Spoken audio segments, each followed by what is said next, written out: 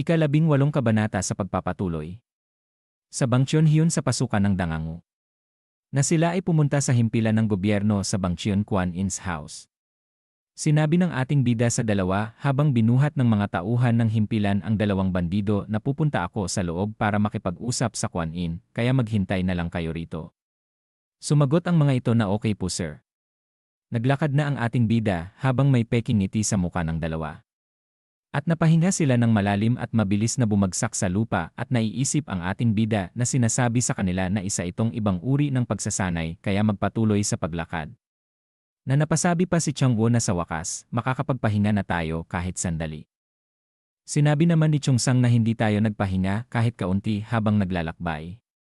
Habang nakatingin si Changwo sa langit sinabi niya na sa Hyong. Na nagtataka naman na tumingin sa kanya si Chongsang.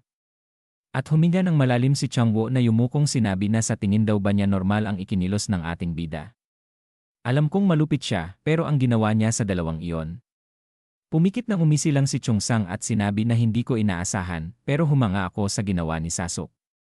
Napatingin naman si Changwo sa kanya at napasabing nagtataka na ano. Sinabing muli sa kanya ni Chongsang na yung mga taong yon. Mga bandido silang nagpapahirap sa maraming tao. Mas nagulat pa ito sa kanyang narinig kay Chongsang nang sabihin pa niya na sa tingin mo gagawa pa sila ng masama. Dagdag pa niya na nakita mo ba ang mga mukha nila habang tumatakbo? Takot. At hilakbot.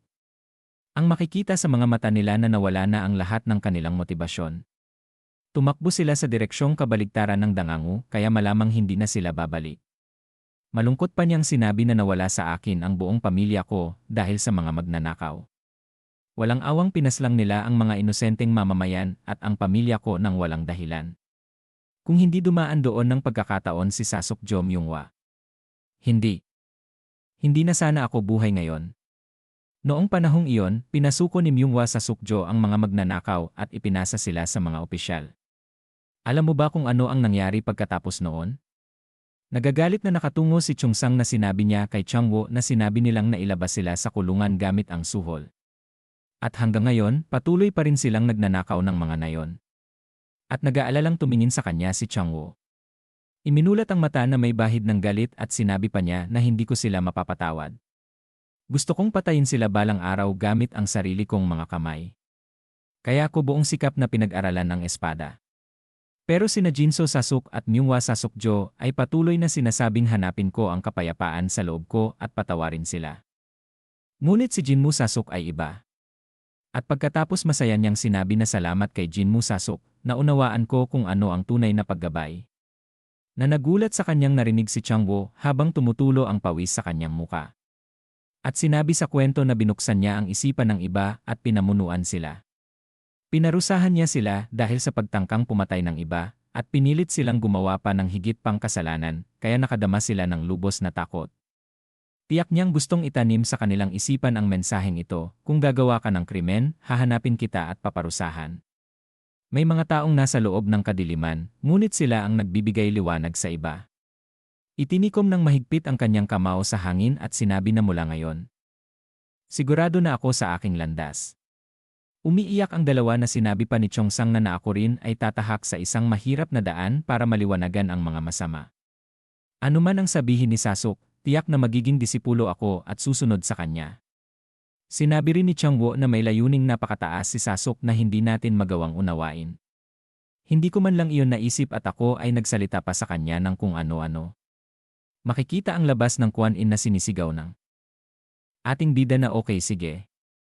Hindi mo ba nakikita sa labas? Ang mga bata ay sugatan. Hinawakan niya ito sa damit at inalog habang pumatong sa lamesa at sinabi pa niya na pero may mga hiwa sila at butas-butas ang damit nila. Pero makatarungan ba na bigyan lang sila ng 20 niyang?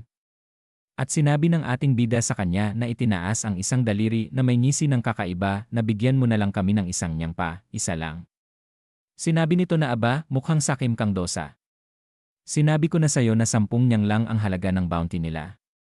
Sinabi pa nito sa kanya habang hawak sa damit at ibinaling ang ulo sa gilid na bukod pa dyan, durog na ang mukha ng isa kaya mahirap nang makilala kung sino siya.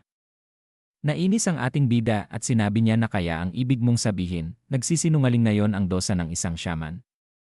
Hirap na hirap kaming hulihin sila. Sinabi nito sa ating bida na sige na nga, bitawan mo na ako. At napahawak sa ulo ito at sinabi na ito ang unang beses na nakakita ako ng dosa na tulad mo sa 10 taon ng aking karera. Heto na. Tumawa ang ating bida at sinabi pa na pagpapalain ka. Habang inilagay ng ating bida ang barya sa supot sinabi pa niya na teka lang, kilala mo ba ang isang taong nagngangalang Lee Palyong? Bumuntong hininga ito at sinabi na Lee Palyong. Mula sa Palyong clan? Siyempre kilala ko. Palagi siyang nakakatakas na parang hito. Tiningnan siya ng ating bida at sinabi na magkano daw ba siya. At nagulat ito sa kanyang narinig. At naguguluhang sinabi nito na ano daw ba ang gusto niyang sabihin. Sinabi sa kanya ng ating bida na si Lee Palyong, tiyak na may patong ang ulo niya. At sinabi nito habang hindi makapaniwala na ito daw ay 20 nyangs. Na masayang sinabi ng ating bida na 20. Ngumiti ito habang namumula ang muka na tinakpan pa ang bibig na sinabi na siya ay talagang isang masama at malupit na tao. At sinabi niya sa kanyang isip na kahit na malamang isa siyang masigasig na tao. Kailangan ko ring kumayod para sa sarili ko. Patawad, Palyong. Nanlaki ang mata nito at sinabi pa sa ating bida na sigurado ka bang gusto mo siyang hulihin. Tumugon ang ating bida sa kanya na may makulit na muka na siguro. At sinabi nito sa kanya habang umiling-iling na well. Sinubukan din naming hulihin siya ng maraming beses, pero siya ay isang taong may pambihirang orihinal na martial arts, at napakadulas niya na parang hito kaya nahirapan kaming subaybayan siya. Napaseryoso ng tingin ang ating bida at sinabi sa kanyang isip na magaling siya sa martial arts. Dagdag pa niya na hindi daw ito maari. Ang Danganggu ay nasa nasasakupan ng pamilya Jegal. Maliban na lang kung ang Sapatyon ay sadyang naghahanap ng laban, walang paraan para lumawak ang teritoryo ng Sapa sa Danganggu. Kung saan matatag ang pamilya Jegal. Natural, walang magiging malalakas na martial artist, at marahil kakaunti lang ang mga nasa likod ng lansangan at mabababang antas ng gangster. At malinaw kung saan sila magtatago. At humakbang na papalabas ang ating bida. At sila daw ay nasa gambling night market sa Red Light District. At mumiti ang ating bida na sumulyap ng tingin sa mga bantay na sinabi sa kanyang isip na hindi maaaring hindi sila mahanap. Walang silbi talaga ang mga opisyal na ito. At mumiti siya ng kakaiba habang namumula ang muka na sinabi pa niya sa isip na kahit papaano. May itatanong ako sa kanya at gusto ko rin ng dagdag na pera. Maghintay ka. Palyong, hindi na ako makapaghintay na makita ka. Nagulat siya nang sumigaw ang dalawa sa kanyang harapan na sinasabi na Sasok. At sinabi ni Changwo habang umiiyak na nirerespeto kita, Sasok. Na sinabi naman ni Chungsang na Sasok. Susundan kita magpakailanman. Na napasabi naman ang ating bida sa kanyang isip na ano bang problema nila. Dagdag pa niya na ng mga taong ito ay naglakad ng 2 oras na may dalang bagahe at 2 tao. Tiyak na nababaliw na sila dahil sa gutom at pagod. At pagkatapos sinabi niya sa kanila na halina na kayo, kalma lang. At maghanap tayo ng makakainan. Habang umiiyak. Si Changwo naging maamo ang muka nito at napasinghot na biglang tumunog ang tiyan na sinabi na hapunan. Tumugon ang ating bida na oo, hapunan. Dagdag pa niya sa kanila na isang espesyal na araw ngayon. Ito ang inyong unang araw sa labas, kaya't maganda ang kainin natin ay maayos na nilutong karne. At isinuntok ang mga kamao sa hangin at sinabi na tara na. Hawalgak. Isang restaurant na napapaligiran ng mga bundok sa lahat ng direksyon. At kilala rin sa tawag na The Moon Floating in the Sea. May katuturan ba yon? Mula sa loob nito sinabi ng ating bida na dito. Dagdag pa niya na patuloy lang sa pag-order ng karne. At huwag huminto. At isang bote ng alak din sinabi pa niya na kumain ng marami. Kayong dalawa. Walang limit ito. Tuwang-tuwa ang dalawa sa pagkain at sinabi pa ni Changwo na napakaganda na may restaurant na nag-aalok ng walang limitasyong karne, Sasok. Sinabi naman ni Chungsang na sobrang masarap. Talagang karne ba ito? Na napasabi ang ating bida sa kanyang isip na nababaliw ang mga batang ito dahil sa mga pampalasa na ginagamit nila. At ang mga tao sa paligid nila ay nagbubulungan na sinasabi na kumakain ng karne at umiinom ng alak ang mga batang dosa. Dagdag pa ng isang grupo na narinig ko na ang mga shaman ay naliligaw na ng landas. Dagdag pa nito na hindi ba sila ay nagpapanggap lang. Na pinipigilan ng ating bida ang kanyang sarili na sinabi sa isip na huwag mong isipin sila at kumain ka ng marami. At sinabi naman ang nasa kabilang lamesa habang masaya silang kumakain na Grandmaster. Hindi ba sila nagpapanggap? Sila ba ang mga taong tinukoy ng maestro? Mukhang nabigo si Palyong. Habang nakatingin ang isang ito sa kanila, sinabi pa na magandang desisyon ang pumunta rito at tingnan ang kinalabasan. Chusang. At tumugon ito na bakit po sir? Sinabi sa kanya nito na hanapin mo si Li Palyong at iulat ng detalyado ang nangyari. Tumayo na ang dalawa habang sinasabi pa ng nasa unahan na babalik ako agad para makipagkita kay Jiang Ju. Natumugon ito. Naniintindihan daw niya. At mula sa itaas ng kainan may nagsalita na ang mga lalabas ngayon, mukhang pamilyar sila. Siya si Jobang mula sa Wugajang. Dapat ba nating alamin ang kanilang motibasyon sa pagbisita sa Bangchyon? Sinabi nito habang kumuha ng karne gamit ang chopstick na huwag na, kalimutan mo na. Wala akong pakialam sa kung ano ang balak ng Wugajang. Dagdag pa nito na dumaan lang kami upang siya satin ang aming nasasakupan na Bangchyon yun. Huwag silang habulin. Tumugon ito na okay. Ibinaba ang chopstick at sinabi na bueno. Matagal na rin simula nang may dumating na dosa ng shaman, hindi ba? Ito pala ay si second son of Dangangu family Jegal na si Jen. Tumugon ito sa kanya na nakapikit na opo. Sinabi pa nito na pagkatapos ng insidente ilang taon, na itulak sila mula sa sentro ng gupa at nagtago. Ito naman pala ay ang Jegal Jen's bodyguard na si Bangahu.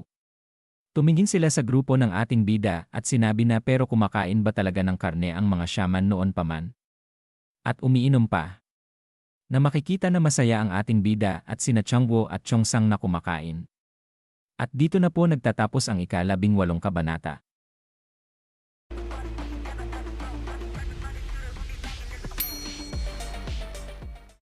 Ika-19 na kabanata. Sa pagpapatuloy, makikita ang mapang ito na sinasabi na pinakalat nila ang kanilang mga ugat sa 5 pangunahing lugar sa Hobok, Dangangyu, Yangyang, Ichang, Muhan, at Yongsongshan. Ang pamilya Jegal ay isang prestihiyosong angkan ng martial arts na naipasa sa loob ng maraming henerasyon. Sa Danganggu lamang, may higit sa 100 tao na may apelyidong Jegal, kasama na ang mga tuwirang at collateral na inapo. Kapag pinagsama-sama ang mga kaugnay na mandirigma, mga binata, mga ngalakal, at manggagawa, umabot sila sa libu-libong tao. Pinagmamasdan sila nito na sinabi pa sa kwento na naturalmente, ang tuwirang inapo ng pamilya Jegal at ang pangalawang anak ng Dangang Province. Si Jegal Jen ay may kapangyarihan. Kahit na mahirap ipahayag ang kanyang otoridad sa Danganggu sa mga salita. Sinabi pa nito habang makikita ang mga plato sa kanilang harapan na maraming naubos. Na hindi makapaniwala ang may-ari sa kanilang likuran na siguro nasa unang bahagi pa lang siya ng kanyang 20s. At talagang masarap ang kinakain niya. Sinabi ng kanyang bodyguard na kung ganyan ang itsura ng mga disipulo, madali nang isipin kung ano ang itsura ng mga nakatataas. Ang mga shaman ay isang angkan na unti-unting humihina. Napatingin ito kay Jegal Jen nang sabihin sa kanya na kumukupas. Talaga bang ganon ang tingin mo? Sinabi pa sa kanya ni Jen na kahit na nagtago sila sa mga bundok, ang shaman ay nananatiling tigre. Sa mga tigre, tiyak na may isa na nagugutom.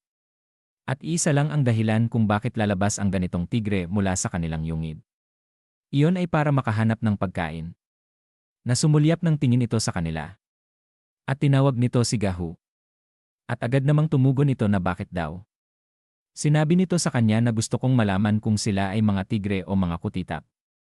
Kung sila ay nasa kanilang 20s, dapat nasa antas ng Irius Word sila sa pinakamahusay na kalagayan. Napangisi ito na tumingin kay Gahu at sinabi na dahil umabot ka na sa antas ng vertigo, tiyak na maaari mong subukan sila nang hindi sila nasasaktan. Ito ay isang pagsubok lamang kaya huwag mong sosobrahan. Umiti ito at sinabi na okay po. Pipigain ko sila ng bahagya hanggang sa masupres sila.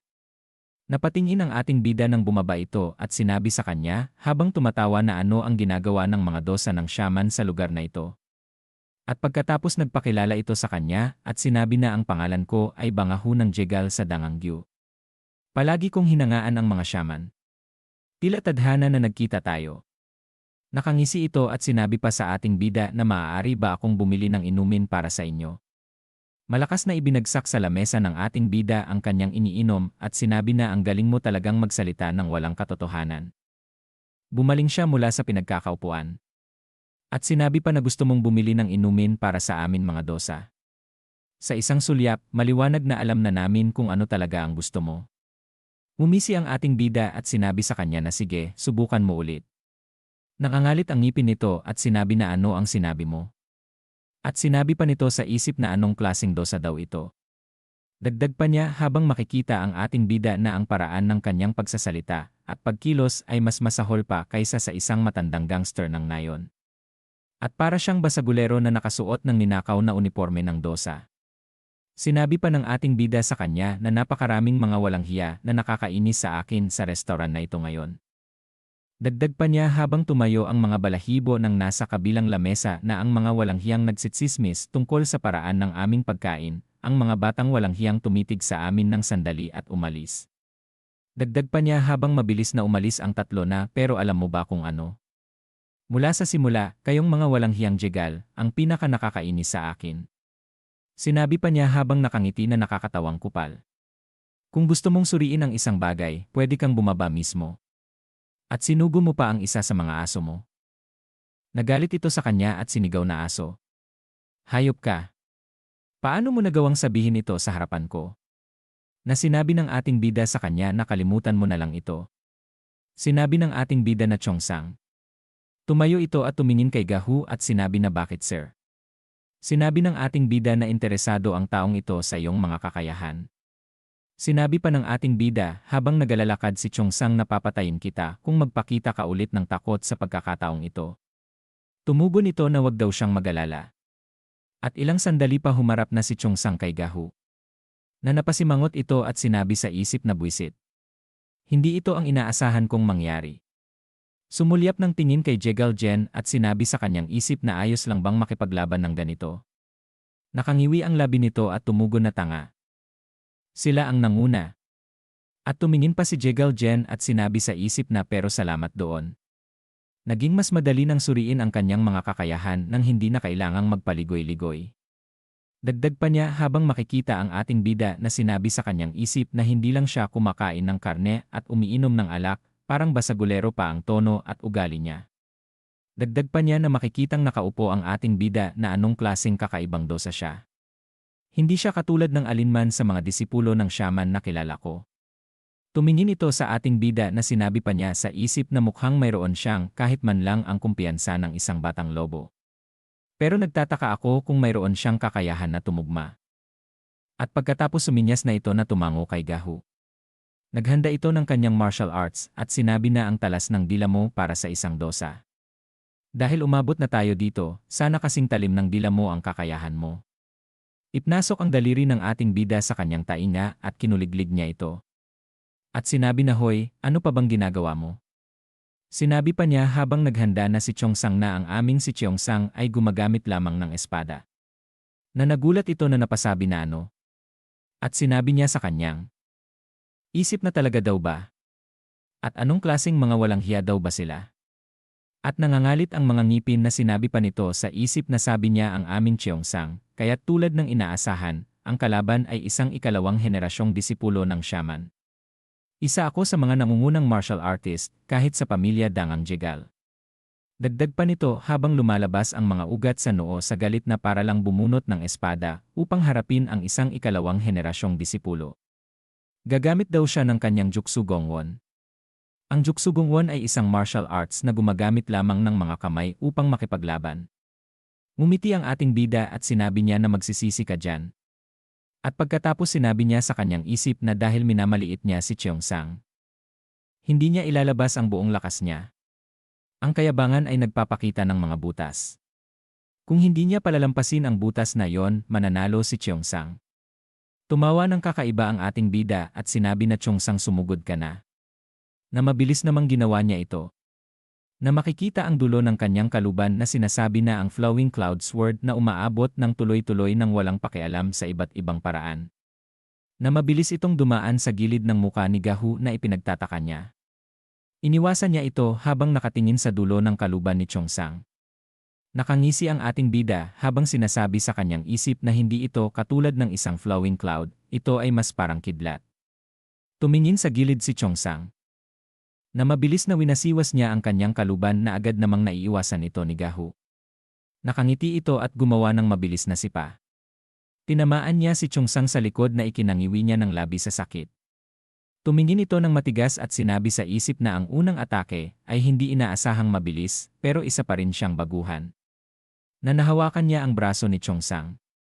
At isang malakas na suntok ang tumama sa tagiliran niya na ikinaungol niya ng sakit. Habang si Gahu ay nakangiti lang sa kanya. At pagkatapos sinundan niya ito ng siko sa muka ngunit naharang ito ni Chongsang. Sinabi pa ng ating bida sa kanyang isip na partikular na ang kanyang kahinaan ay nasa kamay na humahawak ng espada at ang depensa ng kanyang ibabang bahagi. Na muli na namang tinamaan si Chongsang sa kanyang binti. Mabilis niyang winasiwas ang kanyang espada. Ngunit mabilis na nakaiwas ito na tumalon sa hangin. Na sinabi pa ng kalaban niya sa kanyang isip na nakakalungkot dahil may mahusay siyang kakayahan para sa isang pangalawang henerasyon, pero tapusin na ba natin ito? Na ito ay bumaba sa lamesa. Na sinabi ng ating bida sa kanyang isip na ang depensa niya sa mga kamay at ibabang katawan ay mahina. Iyan ang matagal ng kahinaan ng Cloud Sword. Dagdag pa niya sa isip na matagal nang napagtagumpayan ni Chongsang ang mga kahinaang iyon dahil sa aking mga aral. Napangiti ang ating bida at sinabi pa sa isip na sinadya niyang ipakita ang kanyang kahinaan. Dagdag pa niya habang nakangiti si Chongsang na Chongsang, kupal ka rin pala. Kailan ka pa naging ganito katalino? At dito na po nagtatapos ang ika-19 na kabanata.